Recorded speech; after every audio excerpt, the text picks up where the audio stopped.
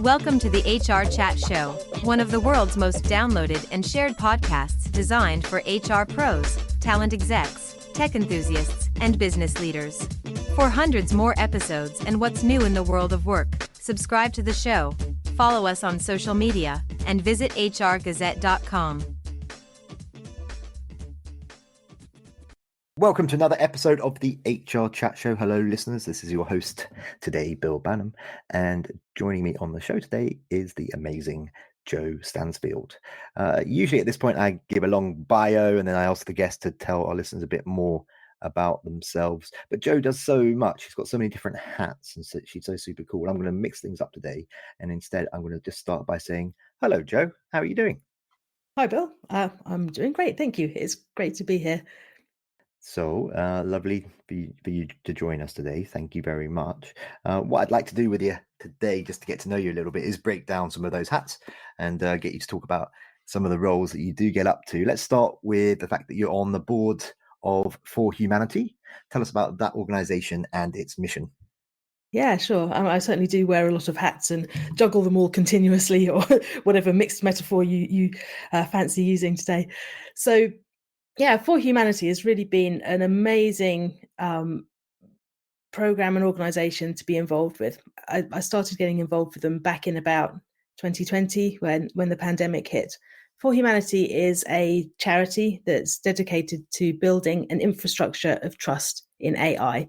So it's based out of the United States, run from New York, but has a global network of contributors. So its work is carried out by volunteers.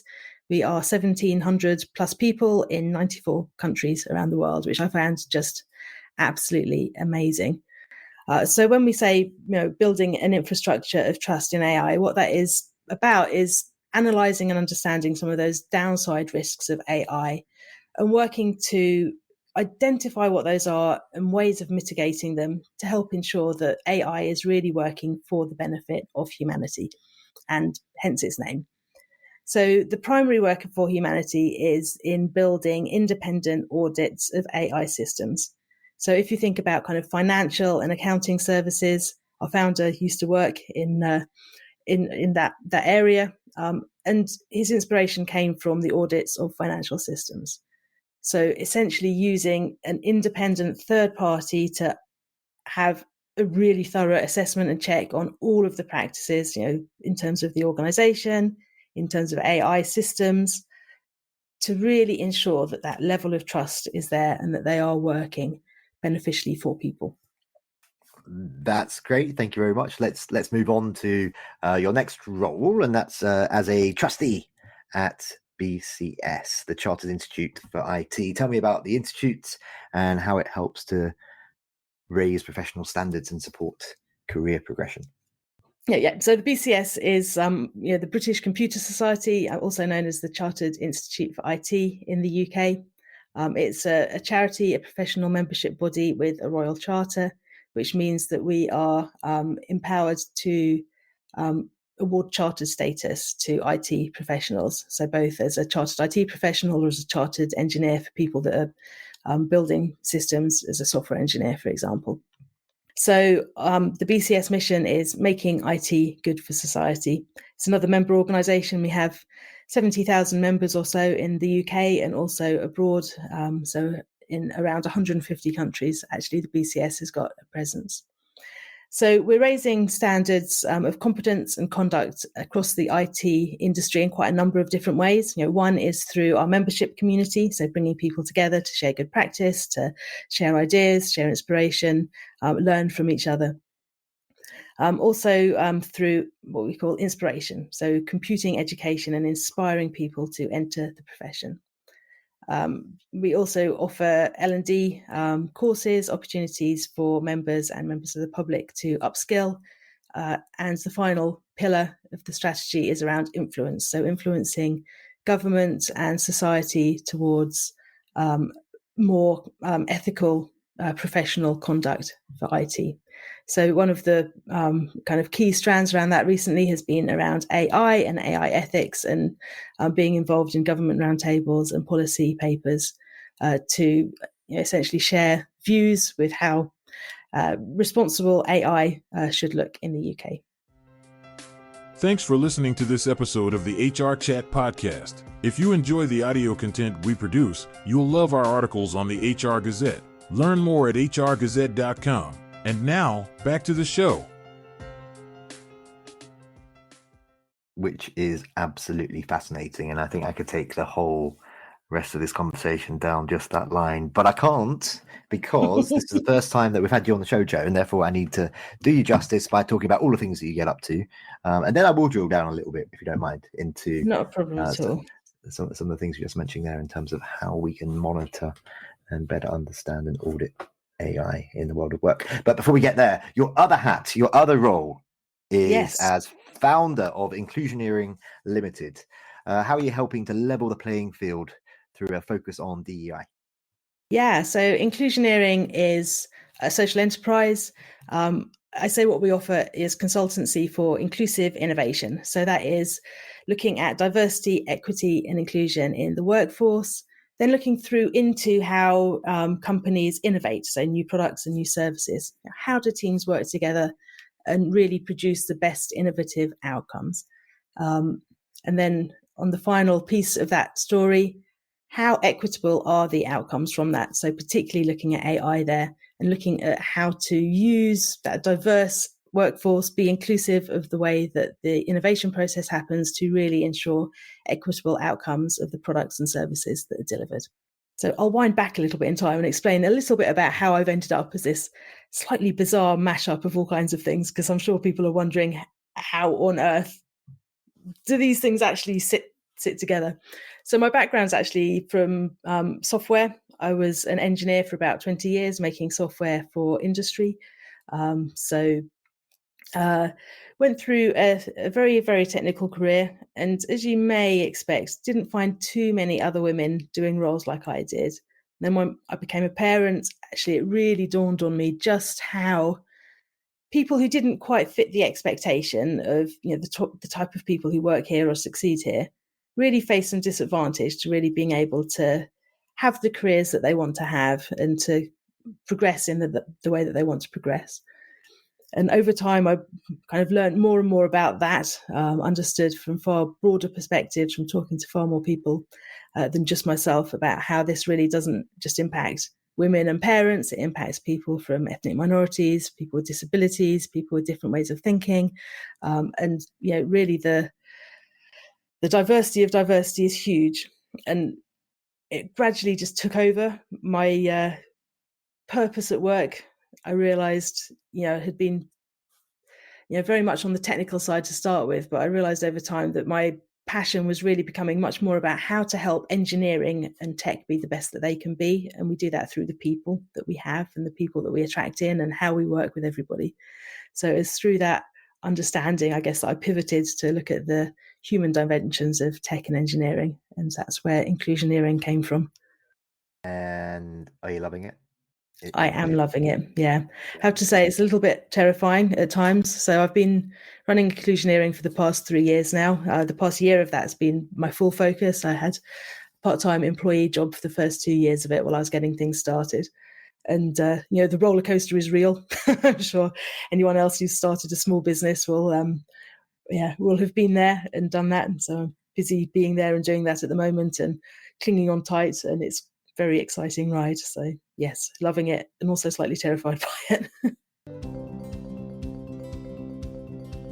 Once in a while, an event series is born that shakes things up, it makes you think differently, and it leaves you inspired. That event is Disrupt HR. The format is 14 speakers, 5 minutes each, and slides rotate every 15 seconds. If you're an HR professional, a CEO, a technologist, or a community leader and you've got something to say about talent, culture, or technology, Disrupt is the place. It's coming soon to a city near you. Learn more at disrupthr.co.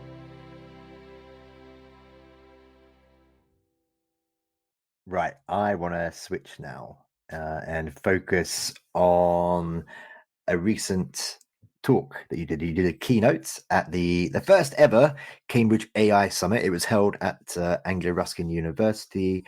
I was lucky to be one of the co-hosts along with the awesome Giancarlo Erra. And I think people had a jolly good time. And your talk was called Trustworthy AI, Avoiding Bias and Embracing Responsibility. I'd like to take a little bit of time now. We've got 10 minutes left of this particular episode, so I'm probably going to challenge you to answer in 60 seconds or less for some of these. But I'd like to run through now some of the key topics in your talk, if that's okay. Absolutely. Thank you. And I'd like to start with fairness, non-bias, and non-discrimination. What are some of the best practices for professionals? Perhaps those are HR professionals, if you want to tackle that aspect, to ensure fairness and non-discrimination in AI tools used for functions such as recruitment and employee evaluations.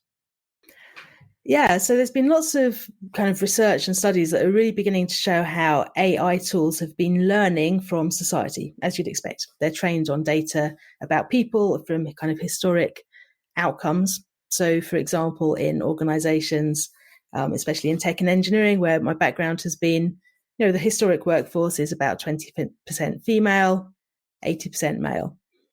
I think a really interesting example from quite a few years back that was quite well known at the time was Amazon began using a tool for recruitment to automate scanning CVs or resumes, depending on which country you're on, to select candidates for the next stage in the pipeline. And what they quite quickly found was that actually it was preferring the male CVs to the female CVs. And the reasons for that were because that was what their workforce already looked like. So it hadn't actually learned who was the best candidate for the role. It had learned what kind of person typically works here. And it was screening for maleness rather than likely criteria to be successful in the role. So Amazon scrapped the tool and discontinued using that approach. When I'm talking to HR professionals about kind of employment tech, what I really encourage is to kind of think quite critically about what it's doing and monitor its outcomes.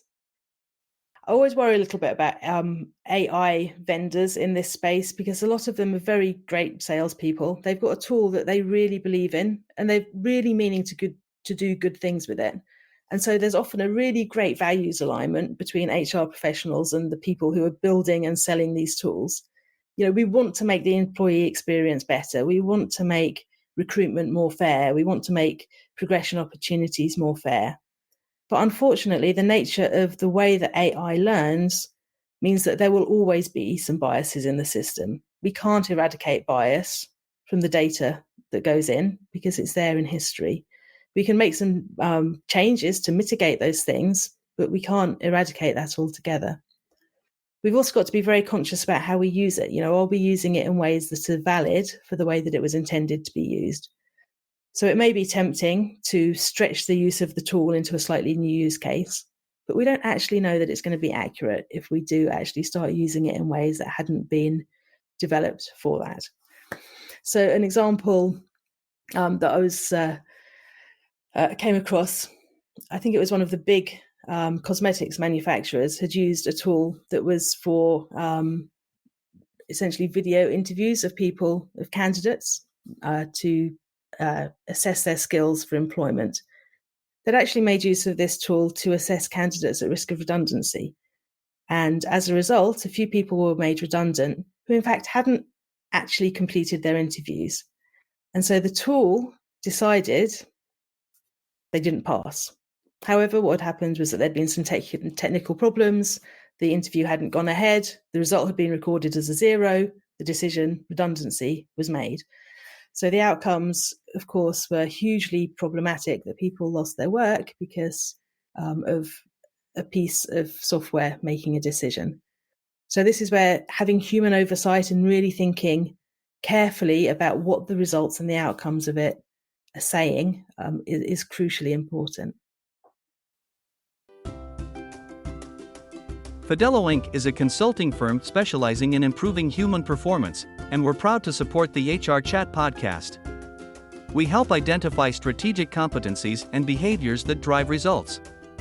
Our team offers an HR web software to manage systems, reports, and data for HR people that need the best insights to make the right decisions and achieve better results. Learn more at fidello.com. I guess using the example that you just shared there, I guess one of the big concerns that I hear from HR folks on this show is, will they be able to interpret the technologies that are being used to identify an issue, like you just mentioned there, that resumes weren't completed, and that was the reason why it failed. Will they have those skill sets, or is that all in the code? What are your thoughts around that? How can we make sure that the tools we're using are user friendly? Yeah, I think this is a real challenge in procurement, actually, in finding those tools and sets of questions to be asking the AI vendors. Like, how do we actually assess what it's done? How explainable are the results? How can we check over time what its performance has been like? It's typically a challenge that affects a lot of AI tools, that they don't explain their outcomes very well. But what that outcome is needs to be explained. And for those edge cases, the extreme scores at either end of the scale that actually influence a decision about someone having a job or not having a job, for example, really do need that level of analysis and that attention, because the outcomes to people are huge. Okay, I'd like to talk about something else that you discussed in your presentation. You touched upon it a little while ago, but let's delve a bit deeper into it. And that's privacy, data protection, and safety. With increasing concerns about data privacy, Joe, what steps can companies take to better protect their employees' data when using all these new fantastic technologies? Yeah, so some of the kind of big stories that I shared around privacy and data protection and safety in the talk were around some of those high-profile things that had gone wrong again. And one was around a company called Clearview AI, which big company makes software for law enforcement to help them identify people who may be carrying out some criminal activity. And what they did to gain their data sets to identify who people are was to scrape the internet and social media sites to essentially find photos of people, links to their names and their identities. So no one had consented to this. It was not something we signed up to when we opened our Facebook accounts or logged into Twitter, yet this is how it was used. So some countries, the law lets that happen, but that's not okay under GDPR, not okay in the UK, not okay in Europe, and actually other countries with privacy laws, such as Canada, would not allow that kind of thing. So how do we ensure it doesn't happen? Again, it's all really around that governance and oversight and accountability for the systems. I think that we have a tendency to trust automated systems. We want to believe the outcome. The computer says something, we think, okay, well, that's the right thing, it happens. But we do need to pay that level of attention. When we're looking at tools, actually read the privacy policies, read about how the data is going to be used. When we're sharing our own personal data, I think that's a great way to practice, actually. I think I probably drive my family nuts. Like whenever I'm browsing to a website or whatever and the cookie policy pops up, I will never let anyone just press OK to get rid of the thing. It's like, we are going to look and see what it's sharing, and I'm going to untick all of those boxes that I don't consent to. But it's worth reading it, know what your data is being used for. And especially if you're deploying a tool in an organization, know what it is using the data for, because this isn't your data. You're taking responsibility for your employees' data as well. I am the same way. I am also an unticker. And I do want. I was wondering just the other week how many minutes of my life I spent unticking. But there you go. That's a sad thought. Joe, there's a lot of unticking minutes over here. Joe, we're pretty much out of time. Before we wrap up for today, how can our listeners connect with and learn more about you? Great. Yeah, I'd be really delighted to connect with anybody who'd like to keep talking. So you can find me on LinkedIn. My name is Joe Stansfield. My profile is very easy, and it's just called Joe Stansfield. You can also find me from the Inclusioneering website, which is www.inclusioneering.com. Right, we definitely better do that again since my phone rang. You want to take that bit from the top? Right, how did I start? People can connect with you on LinkedIn. Yes. So yeah, I'd be delighted for anybody to connect with me. Please do. I'd love to get in touch and hear from you. So you can find me on LinkedIn. My profile name is Jo Stansfield, so very easy to find. And you can also find me from the Inclusioneering website, which is at www.inclusioneering.com.